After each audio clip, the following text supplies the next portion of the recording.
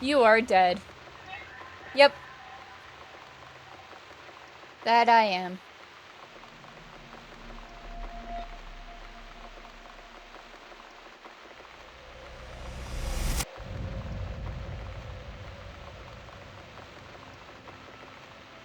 You are dead.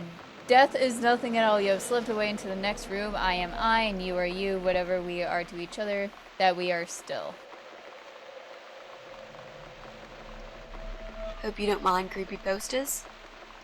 Is that a downfall poster? It's your room. You can do what you like with it. But I definitely prefer this to fairies, rainbows, and pink unicorns. I think that might be a Did you downfall make these? poster. No. My boyfriend made them. Some of them, anyway. So, Miss Ashworth, I happen to have a bottle of wine in my bag. I was going to leave it to Robert, but I forgot all about it. Robert? The guy with the rats? Yeah. Oh, yes. Of course. So, shall we have a drink then? We could get to know each other a bit more.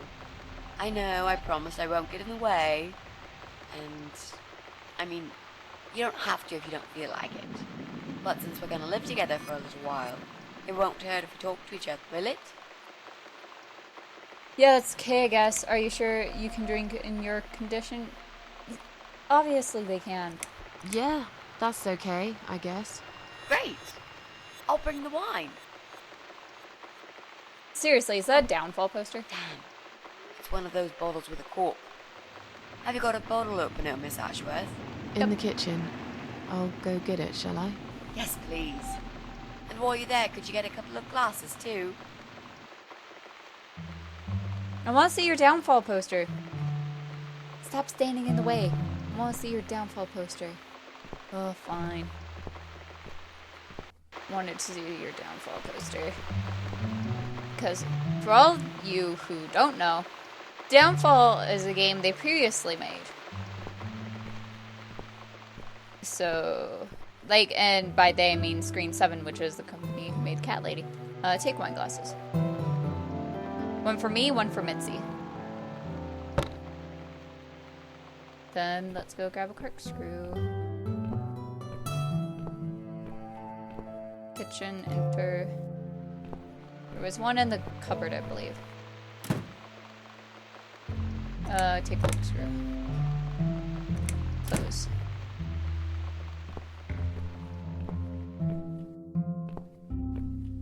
I like the music here. It's nice and calming.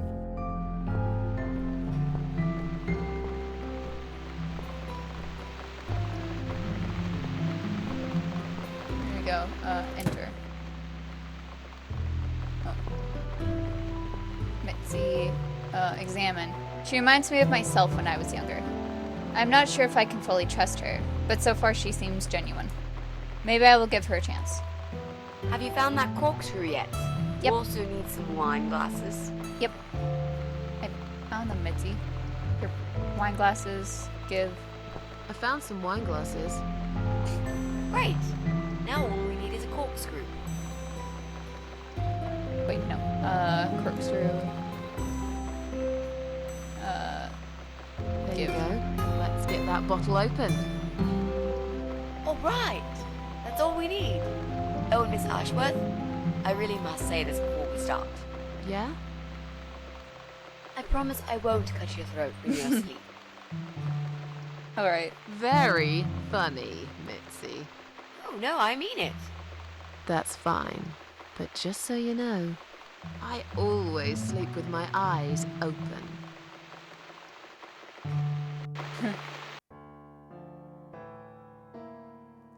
So the big C, you want to talk about it? Oh, it's not raining anymore.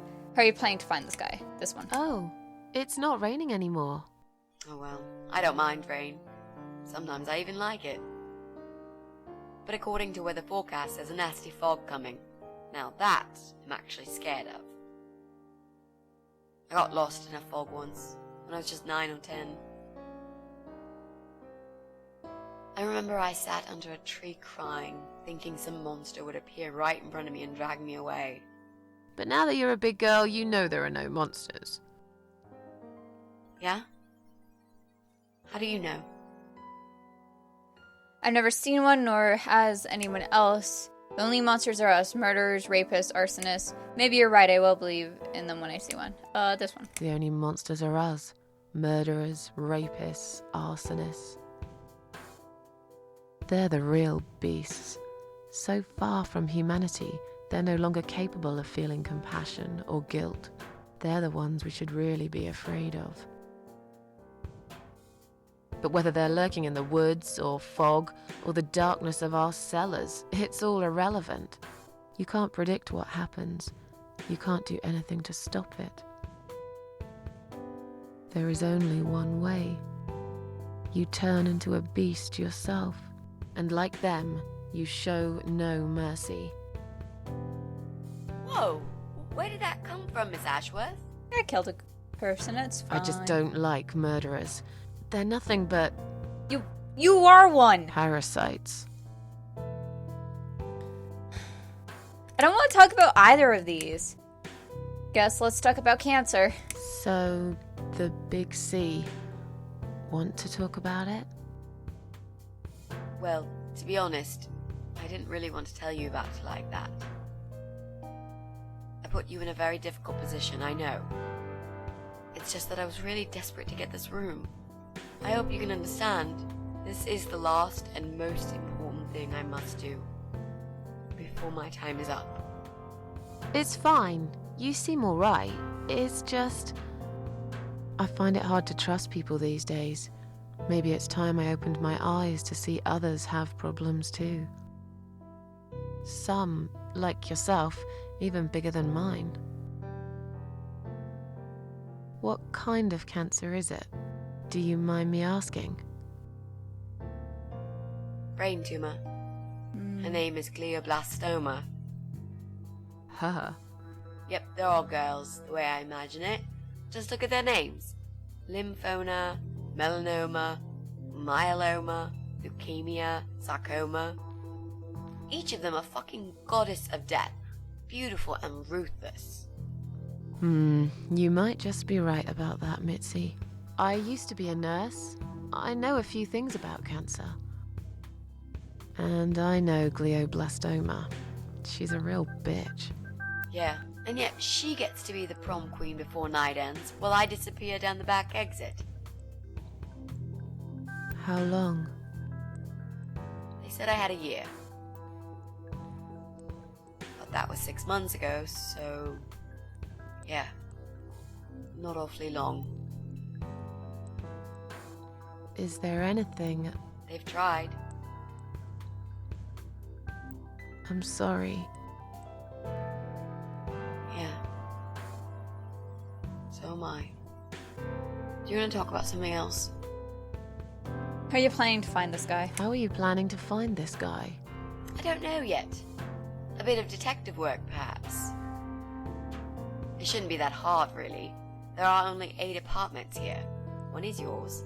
That leaves us with 7. I was hoping that you could give me a hand, actually. You know some of your neighbors, don't you? Not many. I never really cared about them. They changed over the years, too. You probably also figured by now that this is not the sort of place where new neighbors are greeted with a freshly baked cake. You see a new face, you give them a blank stare as you pass them in the hall, and you forget about them a minute later. That bad, eh? Well, there's that bald guy who lives above me in flat 5. He came here recently to shout in my face. He's a nasty piece of work, but I really don't think he's the person you're looking for. What does he do for a living? I think he's a train driver. I can't imagine somehow that my guy would be a train driver. Okay, that's good. Leaves us with just 6. Anyone else you know? I'd have to think. You know, maybe not tonight. Let's just talk about something else, okay? I have plenty of time. There's no need to rush this. Maybe tomorrow we could sit down together and make a plan. I could draw a simple map of the building, and with your help, mark down who lives where. Sounds good to me, Mitzi. You mentioned a boyfriend. Tell me something about him. You mentioned a boyfriend. Tell me something about him. Yeah, okay. Let's talk about him. His name's Jack. Hi, Jack. He's dead. Oh, bye, Jack. Oh. Miss Ashworth, are you sure you want to listen about my miserable life? I don't want to bring you down. These aren't happy stories. And I'm not a happy stories kind of person. I'm sure you've noticed by now. I guess so. Anyway, I suppose I would have had to tell you about Jack sooner or later. After all, he is the main reason I'm here. I just don't know where to start. Tell me about how you two met. How did he take the news about your cancer? Jack made those posters on the wall. Was he an artist? How did he die? Let's do this. Jack made those pictures on your wall. Was he an artist? He always liked all kinds of morbid stuff, whether it was music, movies, paintings. So do I, really. We had that in common, amongst other things. People say it's depressing to listen to sad songs or watch sad films, but I never felt that way. And yet, Neither. you are scared of fog. Oh, that's different. I might be scared of fog, but I like spiders. They're beautiful. You I must hate be out of your spiders. mind, Mitzi. No, honestly, there's a certain indescribable beauty in sadness. Yep. Just like there's beauty in the grey and ugly winter morning when you look past the obvious and notice what others can't see. You must love my apartment then. It's like Ugly took a vacation here and never went home again. To be honest, I don't know why, but I've always been really intrigued by dark things, and I'm planning on making a video about why I like these extremely dark games. So I'm gonna save that speech for later. But I have to say, I agree with you, Mitzi. How'd you two meet? Tell me how you two met. Oh, we knew each other for like forever. We grew up on the same street. It's funny how we seem to be made for each other. Perfect match. I always knew he was the guy for me, and I'm sure he never doubted that either. Jack was absolutely crazy about me. We thought one day we would marry, have children, be happy. I never had many friends because I had Jack. I didn't need anybody else. You know, if there's one thing I'm really grateful for in my life, it's that I got to experience this pure, perfect love. Some people go through a lifetime without knowing how it feels. I guess I've been very lucky, Guess you have. but all luck runs out sometimes. How did he take the news about your cancer? How did he die? I think the cancer is the lesser of two evils, so let's go with this one. How did he take the news about your cancer? He thought I was joking at first. He laughed. Then he got really angry. I swore to him I was serious, but he still wouldn't believe me. We had a big fight that night. It was our first and only fight. But it was awful. He smashed some stuff. His guitar, of all things, was the worst. He loved that guitar. Why did he break it? He was absolutely furious. You just answered your question. He walked out on me that night, and when he came back the next day, he was different. Begged me to try surgery and chemotherapy. I didn't really want those things, but I did the chemo for him. It didn't help. It just made me feel sick all the time. I felt trapped in this strange place where nothing that happened around me seemed real. Maybe that's why I didn't see what my cancer was doing to Jack, and it was destroying him as well. He changed. He became obsessed with death. It seemed death was all he ever thought about, even though it was me, not him, who was supposed to die. How did he die? How did he die? How did Jack die?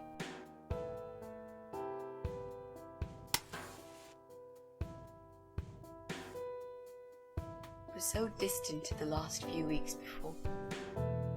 before he died.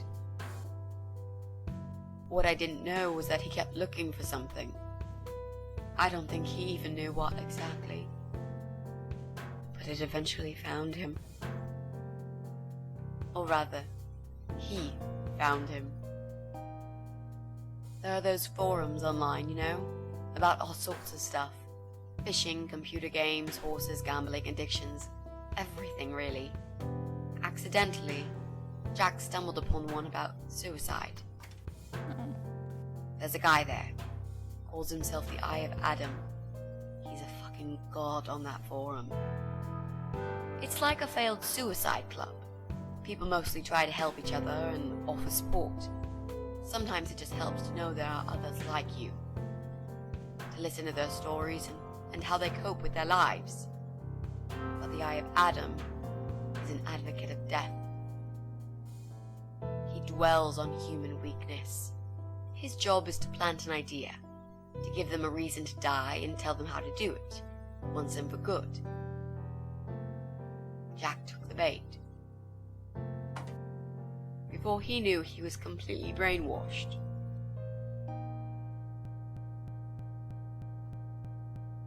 Wait, what? One day he sat down with me and tried to explain his perfect solution. It was the Romeo and Juliet kind of scenario. We were both to die together in each other's arms. It was supposed to be a quick and foolproof death. There was no chance we would have been saved. All thanks to the Eye of Adam, who created a tool for perfect suicide. He told me it was very simple. All we needed were 2 easily accessible household chemicals, which combined together create a gas called hydrogen sulfide that kills you within a couple of minutes. I told him he was fucking nuts, of course, but he just wouldn't give up. He reasoned with me, and he begged, and eventually just kept screaming at me. I figured it was his crazy idea of a modern romance, but it was downright tacky and just wrong. Finally, he said he would get everything ready and wait for me in our special place at dawn. 5 in the morning. Don't be late. Those were his last words he said to me. Then he stormed out. I cried for hours, thinking I didn't deserve all that from the person I loved most in the whole world. A few times I even tried to persuade myself that maybe he was right and I should do it. I just couldn't. I eventually fell asleep. I didn't plan it. My head was killing me. I was so tired. I woke up suddenly. I could see the sun rising out my window. It was nearly 5. In utter panic, I threw myself off the bed and ran out the door. I needed to stop him. I needed to get there before it was too late. But right there in my bedroom, before I even left, I already knew it was. When I arrived at our special place, it was already bright. We used to go there in the past, drink wine, sometimes smoke weed and listen to Pink Floyd, sometimes make love in Jack's car. There wasn't really anything special about that old parking lot. But to us there was. It was completely abandoned. It was quiet. It was safe. After that day, I've never gone there again.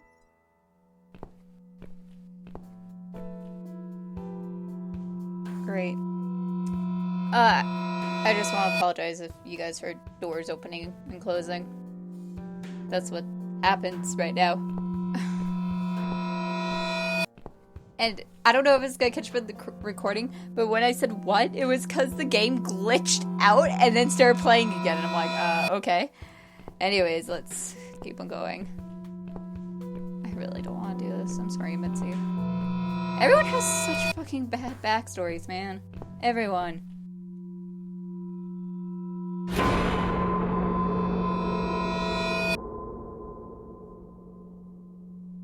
Stop poisonous and implantable gas inside. Inflammable, never mind. I'm so sorry, I think now I understand. There were signs on the car windows. How strong is that gas? There were signs on the car windows. Warning signs, yeah. I found on that forum that the Eye of Adam doesn't want any accidental deaths, so we posted this poster design for people to print. It turns out there's a whole sick ideology behind it. Fumes from the car could hurt anyone who opens the door, and that's not the point. The idea is to die willingly and with clear mind, to prepare for it, to embrace it. Jesus. You'd think the police would investigate the whole thing. Sounds almost like a sect. This guy knows how to hide. The police can't be bothered to make an effort. It took me 3 months to track him down. Now I'm finally so close. I can almost smell that fucker. I'm so sorry. I think now I understand. He loved you so much, he couldn't bear the thought of living without you. And that guy, the Eye of Adam. I'm not surprised you want to find him. I know I would.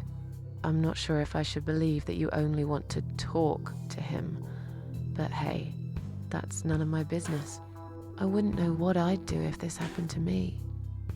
Good to know, but I really just want to talk. I want to face Jack's killer and tell him what he's done to me. You know, the funny part is that he actually told me where he lives. He wants to meet me. Would you believe that? How come? Well, this kind of thing he does is called trolling on the internet. It's usually a form of extreme bullying and psychological cruelty. Those who are clever enough say, don't feed the troll. Don't talk to them. It only makes it worse if you show any interest in them at all. And Eye of Adam is no exception. He craves attention. He's a hungry troll who wants to devour as many hearts as he can get a hold of. I emailed him and told him I was a massive fan who loves his work. He wouldn't believe me at first. But trolls are always hungry, and I was prepared to serve him a meal fit for a king. What do you mean? I fed him so much bullshit that he really believed I'm a suicide preacher just like him. Great. I wish he'd given you his door number, though. It's all a part of some sick game he's playing. Sooner or later, I'll find him. Where are those two chemical products? How strong is that gas? I guess this one. What are those two chemical products? Well, I'm not sure if you want to know that. I get it. You don't want to tell me because I'm a fucking suicidal maniac. Is that it? No, Miss Ashworth.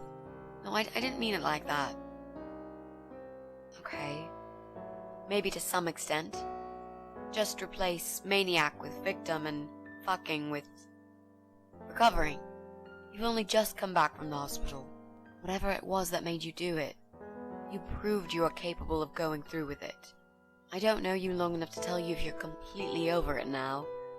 And the last thing I want is to give you stupid ideas. It would be just like what the Eye of Adam does. I would never forgive myself if anything happened to you because of me. I mean, how could I? What if I promise to you I will never do it again? I've learned my lesson, dying is not for me. Those who want to die will always find a way to do it. See, the first two answers, you're feeding her some bullshit. And the last answer is truth.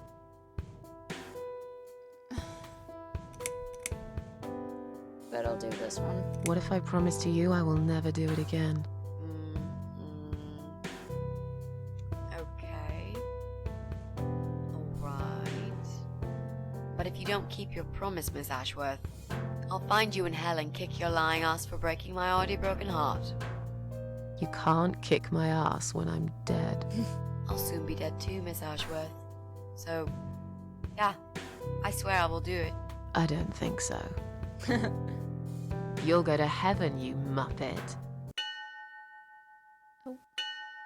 The recipe for this deadly cocktail is very simple. Any good housewife can make it in a blast.